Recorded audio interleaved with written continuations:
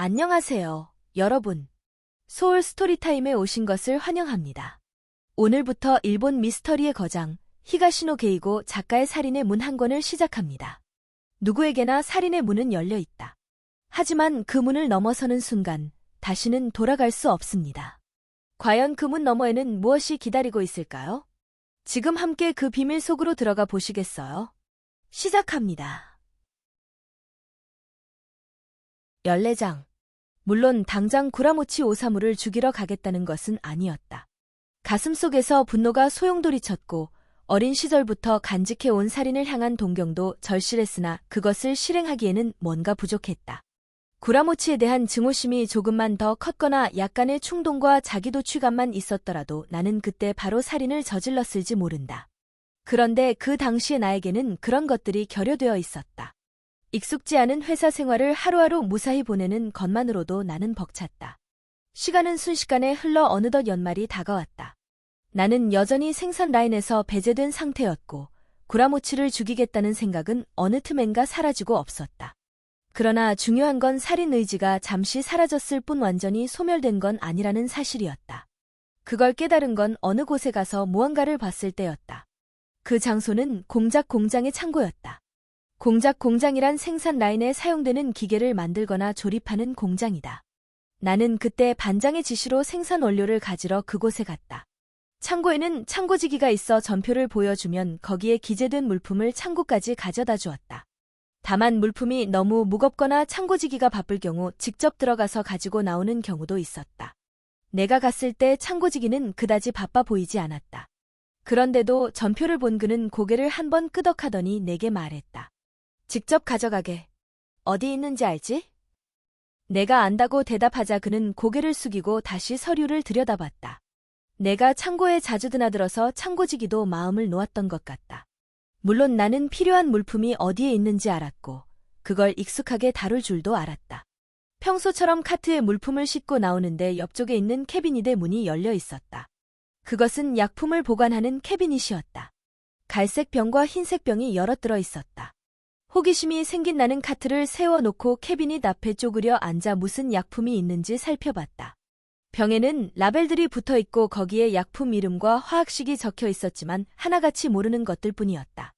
그리고 좀처럼 사용하지 않는 약품들인지 대부분 먼지가 뽀얗게 앉아 있었다.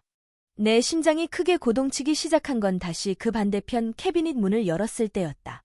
맨 아래 칸에 커다란 갈색 병이 있었는데 라벨에 시아너칼륨, KCN, 이라고 적혀 있었다. 이른바 청산가리였다. 그것이 독약의 제왕이라는 건 예전부터 알던 사실이었고 그런 만큼 한 번쯤 보고 싶기도 했다. 바로 그 동경하던 독약이 눈앞에 있었다. 과거에는 금속 가공 공장에서 재련이나 도금을 할 때 청산가리를 사용했다. 그러나 이제는 낡은 방식이 되어 거의 사용하지 않기 때문에 이렇게 먼지를 뒤집어 쓴 채 캐비닛에 들어있는 것이다. 그런 보물을 눈앞에 둔 나는 잠시 고민했다.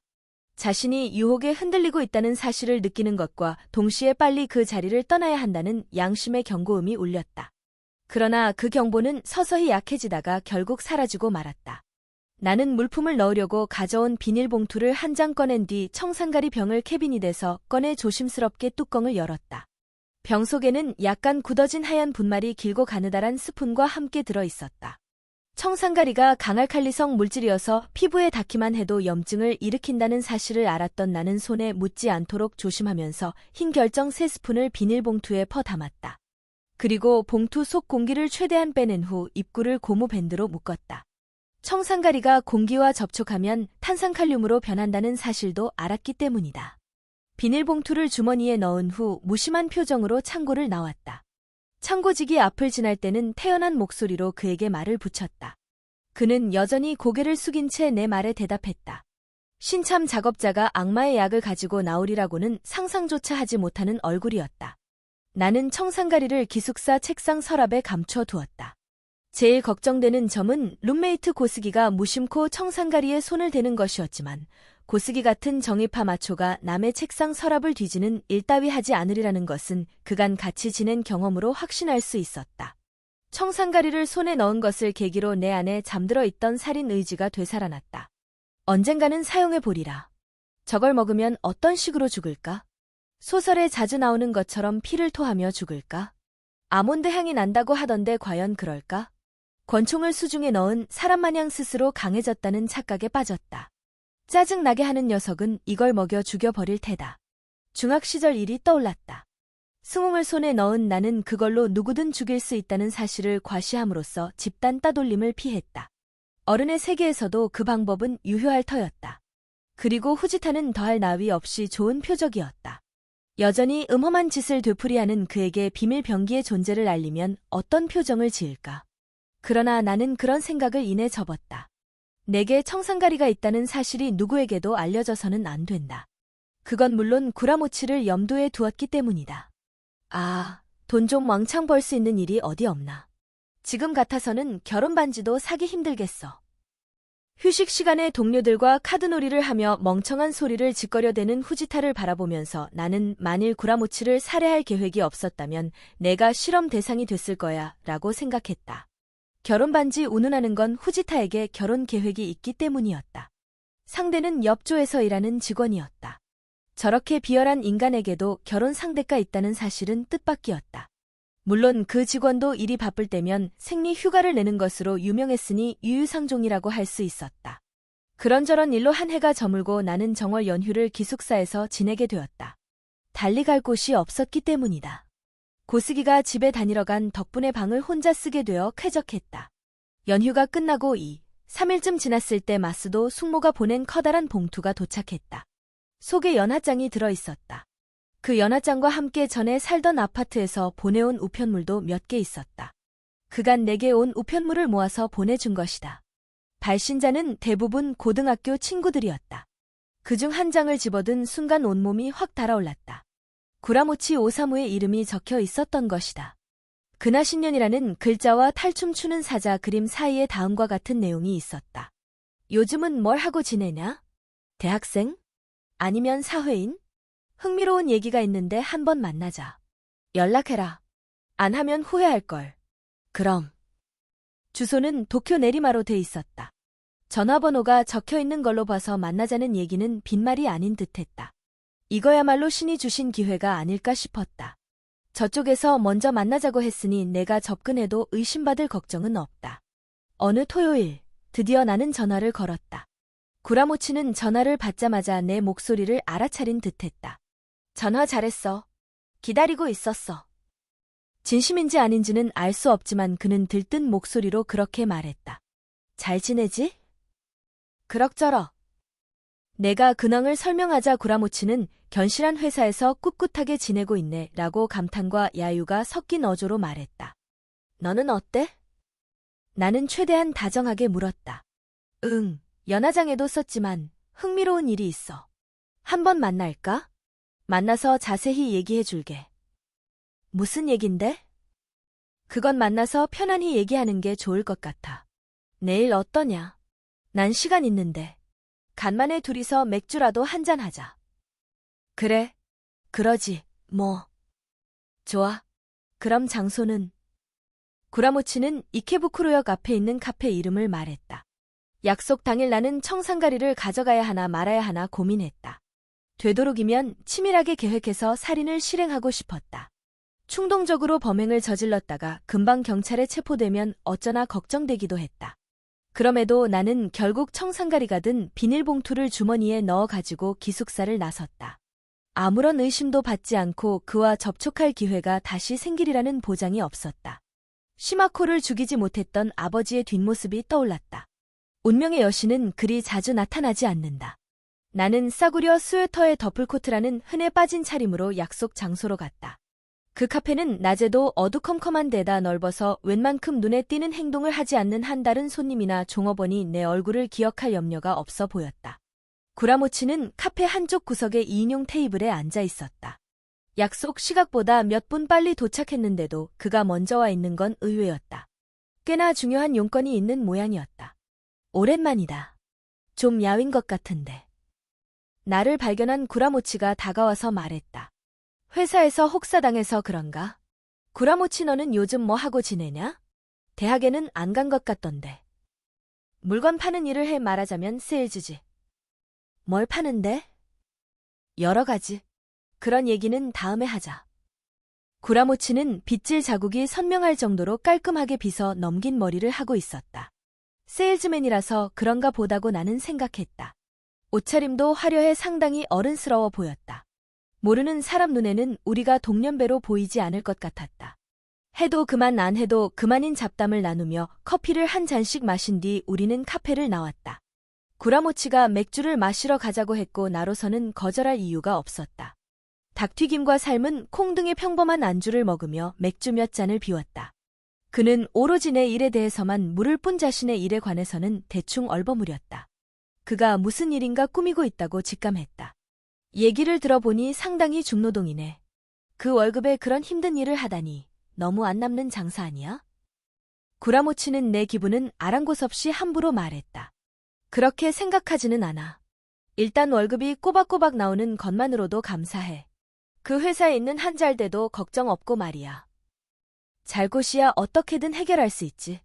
그런데 말이야, 그렇게 사는 게 과연 행복할까?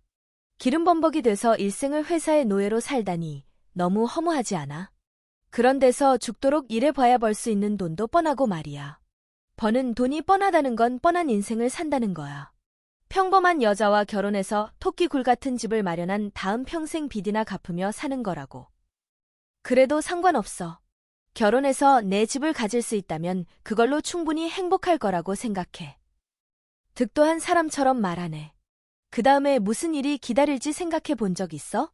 보나 마나 별로 똑똑하지 않은 아이가 2명 정도 태어날 거고 진절머리 나도록 따분한 가정생활을 하게 될 거야. 몇십 년 동안, 아니 죽을 때까지 말이야. 아직 20살도 안 됐는데 그런 길을 선택하겠다는 거야? 나는 열변을 토하는 구라모치의 입을 멀뚱히 바라보다가 말했다. 그런 것조차 얻지 못하는 사람이 많아. 나는 고등학교를 졸업하기도 너무 힘들었어. 앞으로는 되도록이면 평온하게 살 거야. 드라마틱하지 않아도 상관없어.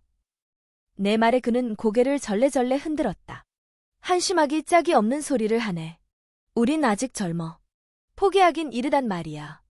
야, 다지마. 얼마 되지도 않는 용돈을 몽땅 오목에 쏟아붓던 시절도 있었잖아. 그 시절에 너는 도대체 어디로 사라져 버린 거야? 나는 깜짝 놀라 구라모치의 얼굴을 새삼스레 바라보았다. 용돈을 오목에 쏟아붓도록 만든 장본인이 바로 구라모치 아닌가. 게다가 그는 오목집 남자와 한통속이었다. 그 일을 내가 잊었을 리 없는데 태연스럽게 그 얘기를 꺼내다니 구라모치의 정신 상태가 의심스러웠다.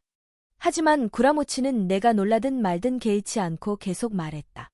내 말 잘 들어. 그런 일은 빨리 때려치우는 게 좋아.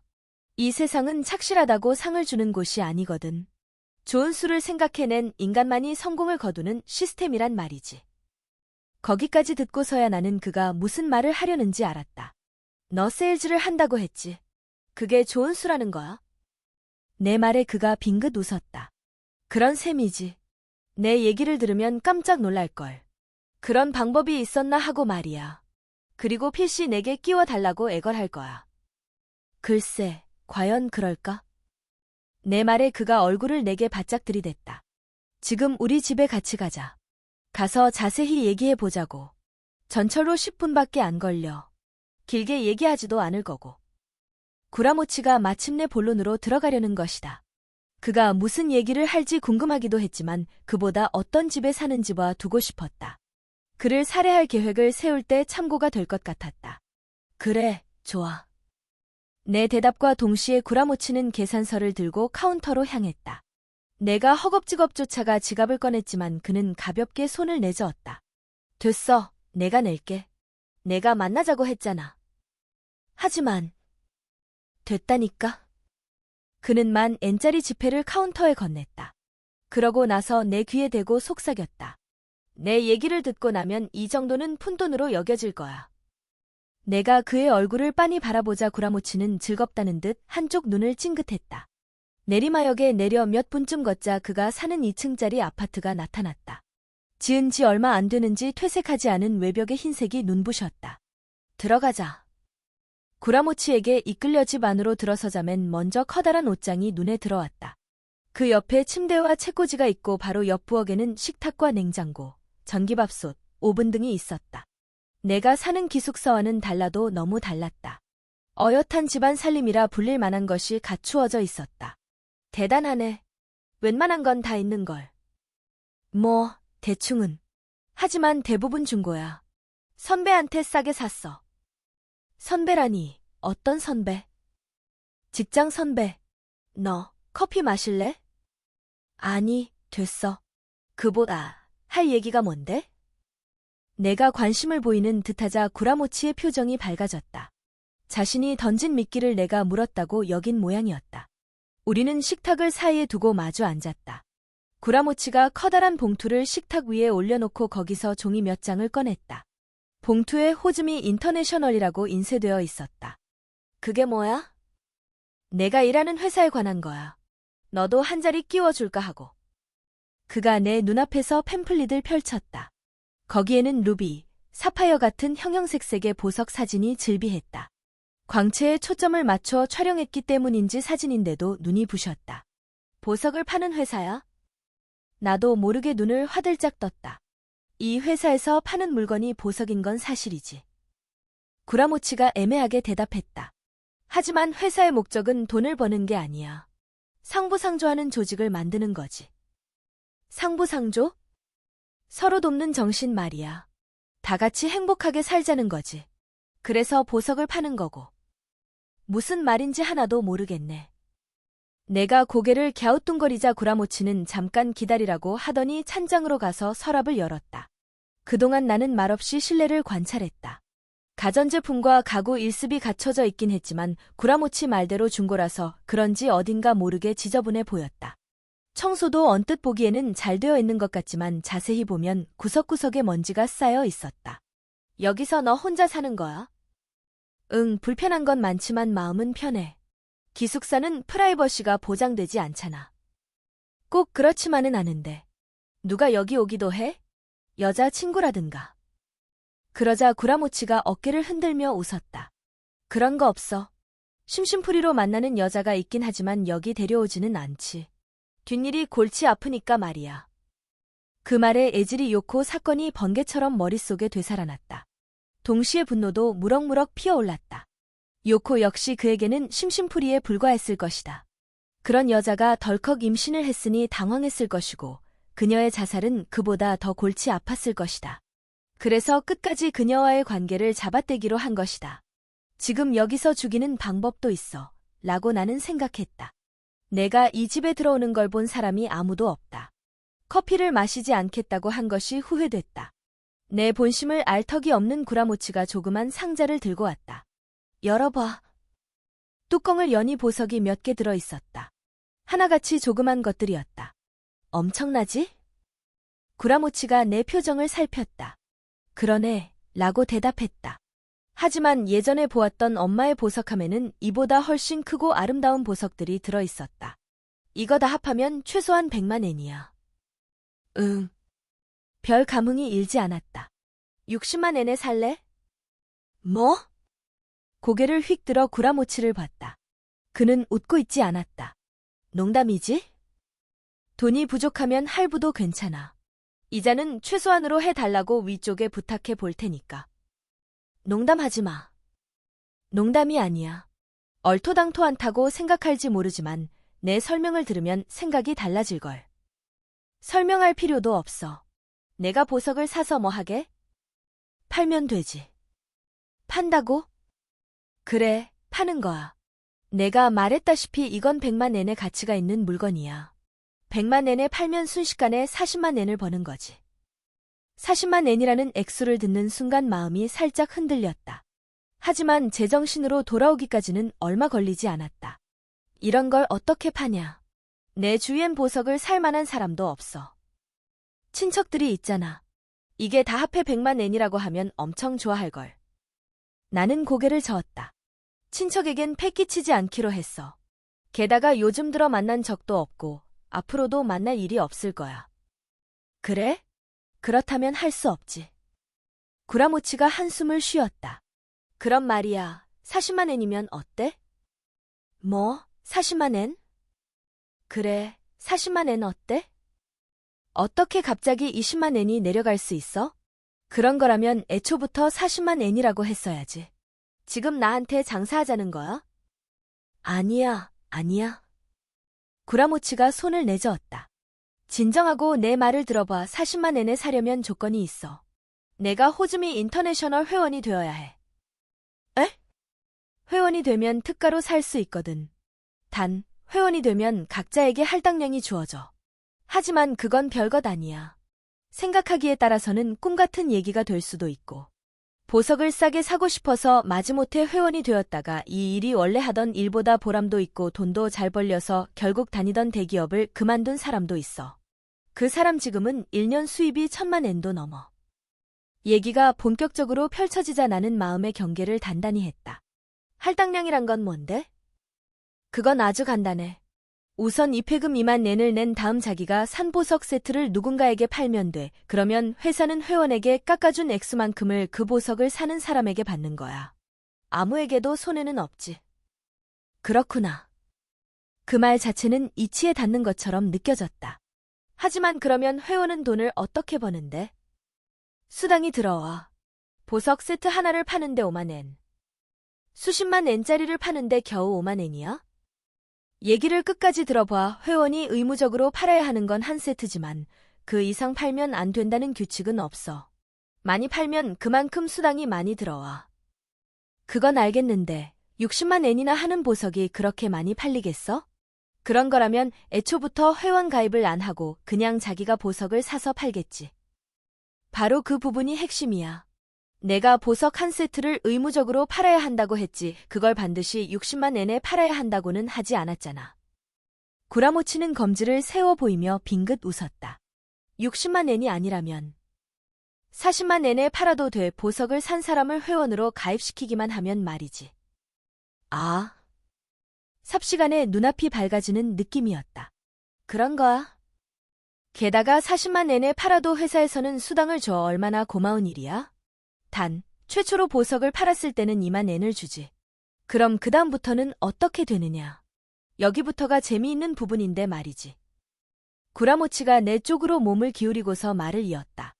내가 권유해서 가입한 회원이 또 다른 회원을 데려올 경우에도 그 수당의 몇 %가 내 주머니로 들어가도록 되어 있어.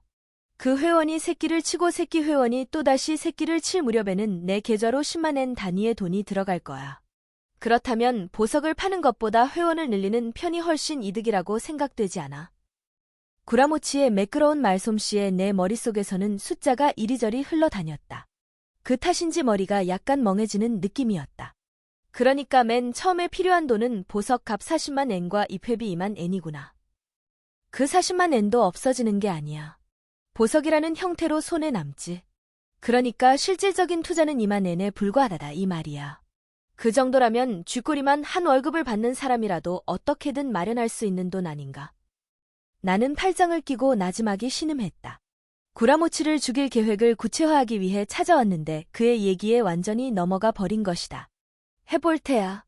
나는 벌써 200만 엔이나 벌었어. 200만 엔. 그게 전부가 아니야. 앞으로도 계속 들어올 거야. 그리고 구라모치는 목소리를 낮추어 말했다. 하루라도 빨리 가입하는 게 유리해. 그래야 내 밑으로 회원이 빨리 생겨날 거 아니야. 내가 가입하겠다면 내일 아침 일찍 서류를 접수시켜 줄게. 월요일이라 사람이 많이 몰리겠지만 내가 한번 힘을 써보지, 뭐. 글쎄. 나는 잠시 망설이다가 대답했다. 할부로 해준다면 할 수도 있을 것 같은데. 그럴래? 응, 그럼 해볼까 싶어. 그러자 구라모치가 자리에서 일어서더니 깔깔대기 시작했다. 그는 어리둥절해하는 나를 손가락으로 가리키며 배를 잡고 웃었다. 이봐, 다지마 가지유키 선생, 정신 좀 차리시지 그래. 이따위 속임수에 넘어가서야 되겠어? 자, 여러분. 오늘은 히가시노 게이고의 살인의 문 한 권, 14장까지 함께 들으셨습니다. 살인이라는 무거운 주제, 그리고 점점 조여오는 긴장감. 다음 챕터에서는 어떤 반전이 우리를 기다리고 있을까요? 다음 이야기에서 만나요. 편안한 밤 되세요. 안녕.